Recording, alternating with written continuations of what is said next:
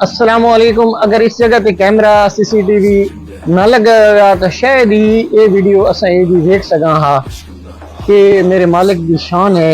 मेरे मालिक की शान है भाई, तुसा चेक करो एक मकड़ी अपना जाला किस तरह बढ़ाती है, कितनी मेहनत कर दी उदो ते, कितने जनाब वो वला के खा खा के अपनी खुराक अपनी एक जाल जड़ा ना बढ़ाती है।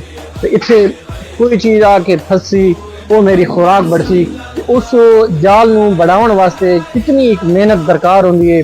ते मेरे मालिक की शान देखो, ये प्यार किने कर दी है। वीडियो चेक करो, सुभान अल्लाह। Bu hayat imtihan, şeytandan intikam, sayısız iltifat. Güvendiğin dağlara kar yağar bak ancak Allah asla seni satmaz. Düşünce kalkmalısın, şükürle kalmalısın, desin hep kalp atışın.